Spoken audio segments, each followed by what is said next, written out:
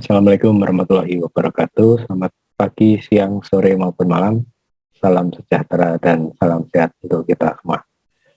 Kesempatan kali ini saya akan mencoba menyampaikan materi dari manajemen bencana geologi mengenai mitigasi bencana.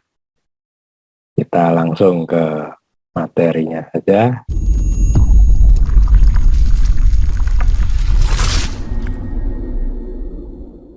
Mitigasi bencana itu merupakan tahapan jangka panjang untuk pencegahan bencana yang dilakukan untuk meminimalisir dari dampak bencana itu sendiri.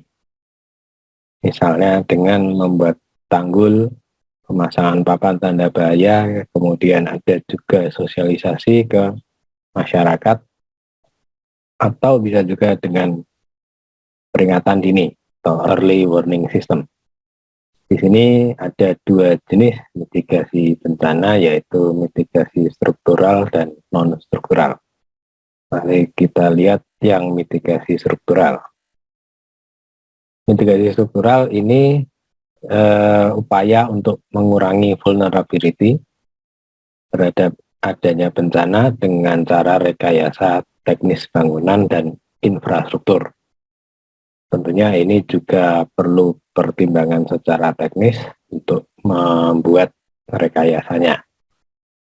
Dan di sini tujuannya untuk mengurangi kerentanan terhadap bencana. Jadi konsep mitigasi seringkali diaplikasikan juga dalam pendekatan mikro dan makro.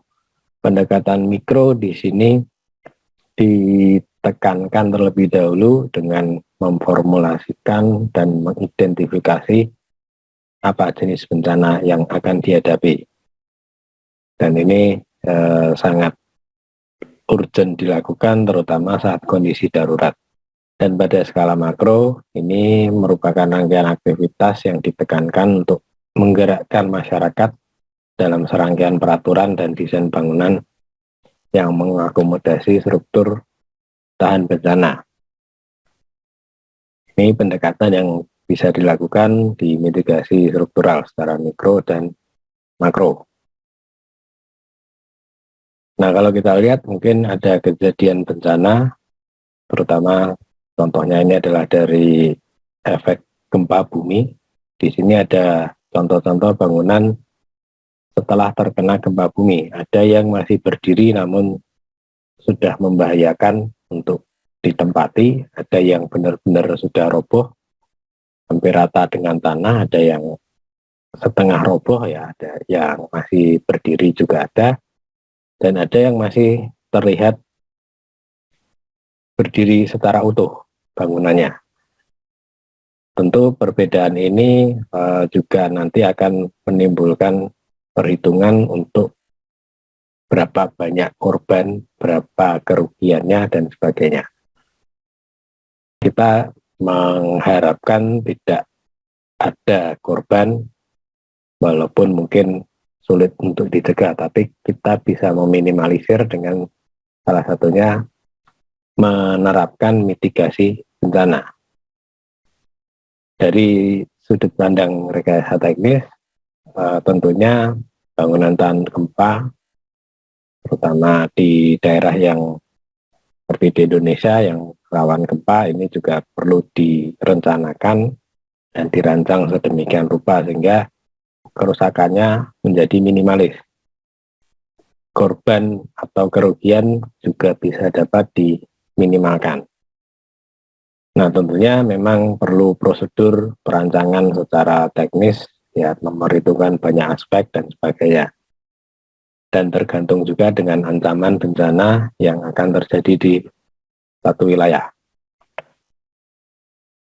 Contoh kalau untuk bangunan tahan gempa ini ada beberapa karakteristik. Misalnya bangunannya sederhana, simetris, ada sistem yang saling terhubung, kemudian pondasinya dilapisi pasir, berada pada tanah yang stabil, bahan dari atap itu bahan yang ringan, dan diberi siku penahan. Memang mungkin ada karakteristik yang lebih detail lainnya, tapi secara umum seperti ini. Di Indonesia sendiri sebenarnya ada beberapa macam rumah tahan gempa, tapi yang umum kita kenali ada 3. Yang pertama bangunan rumah rakyat tahan gempa, rumah kayu, dan juga dom.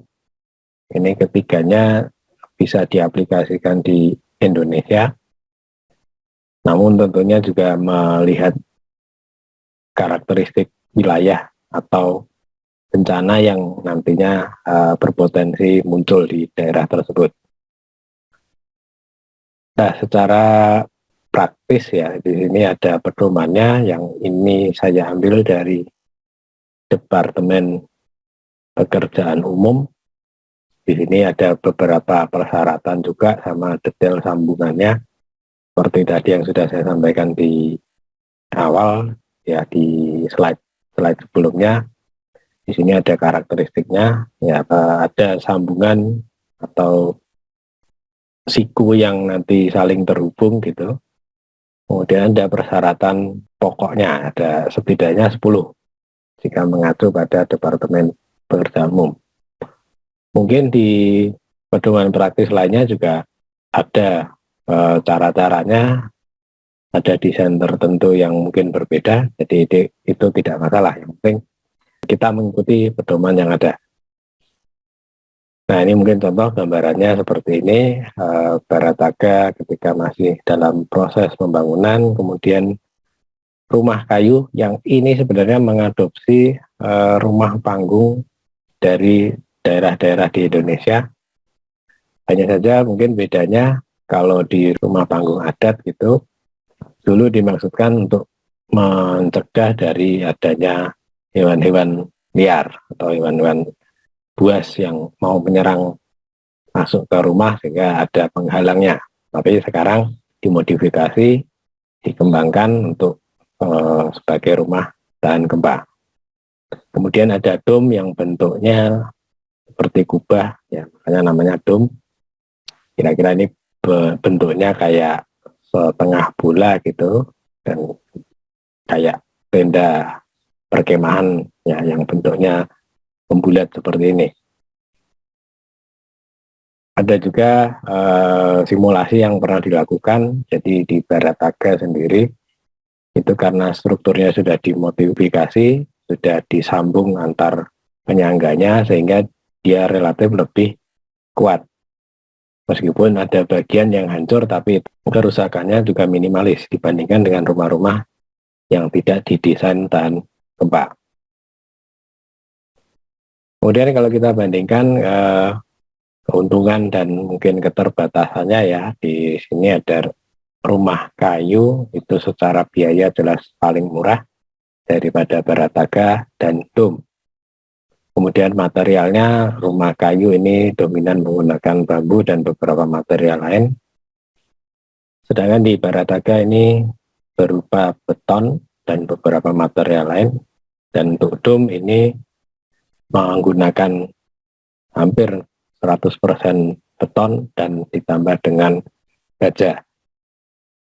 Untuk pengaplikasiannya tentunya Barataga dan rumah kayu lebih mudah diaplikasikan ke masyarakat secara umum.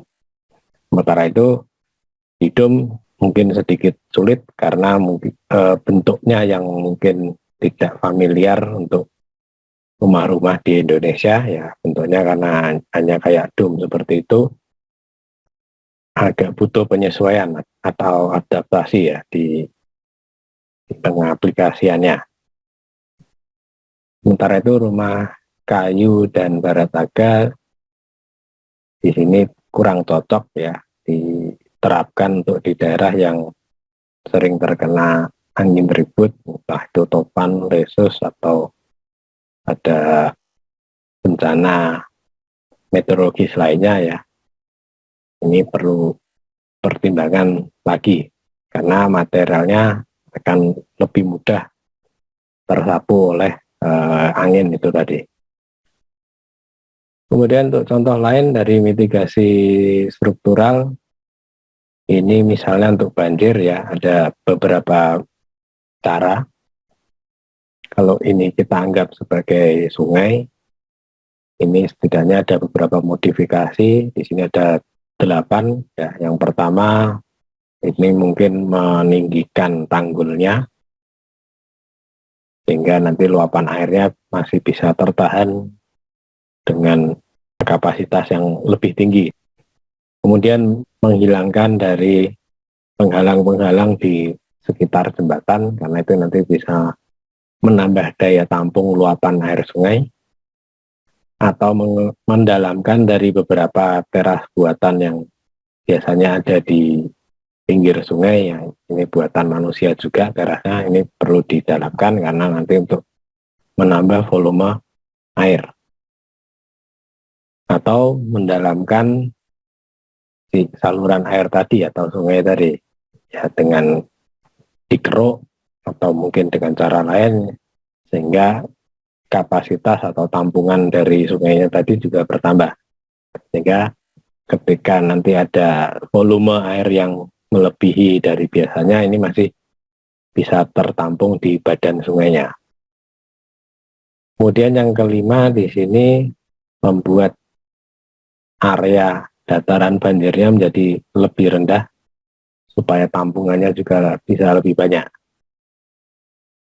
Ya, kemudian ada juga memindahkan tanggulnya menjadi lebih jauh sehingga nanti area untuk meluapnya si air dari sungai bisa tertampung lebih banyak.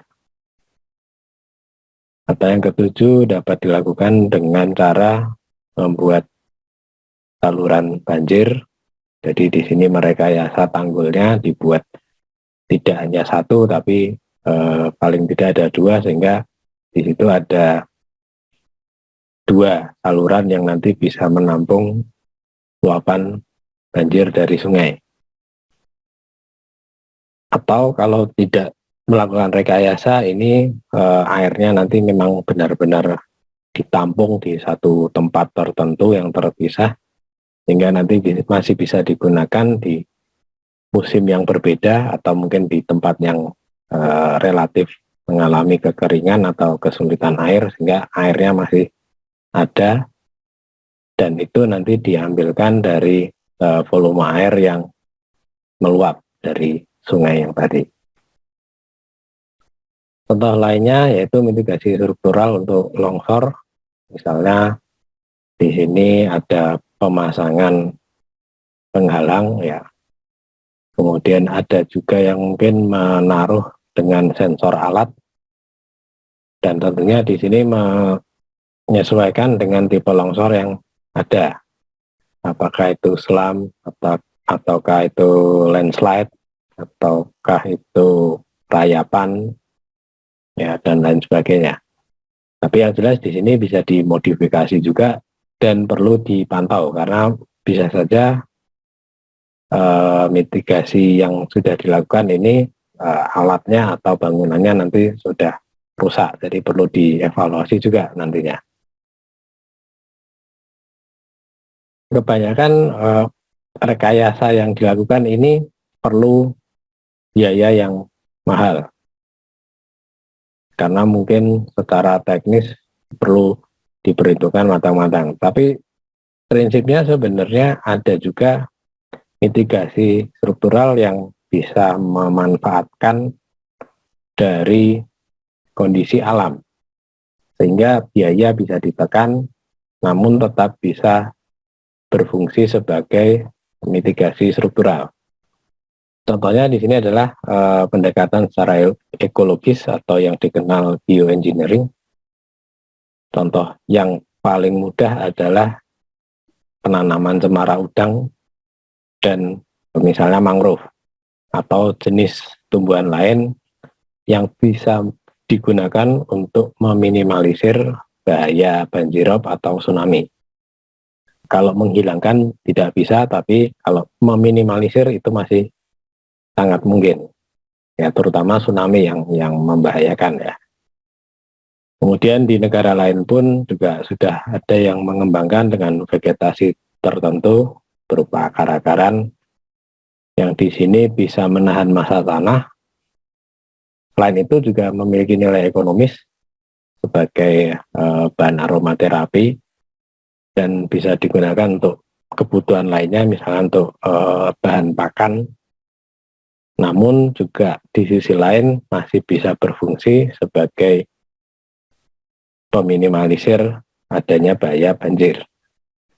Jadi tidak harus dengan bangunan yang infrastruktur, namun bisa juga memanfaatkan alam. Biasanya dari vegetasi ya. Ini mungkin contoh gambarnya seperti ini ya, ada di mangrove, kemudian ada cemara udang juga, itu yang gambar di bawah. Ini ada di sebelah barat dari pantai Samas sampai nanti hampir ke pantai Gelagah yang ada di DIY. Sementara itu di mangrove juga sudah cukup banyak yang terus dikembangkan.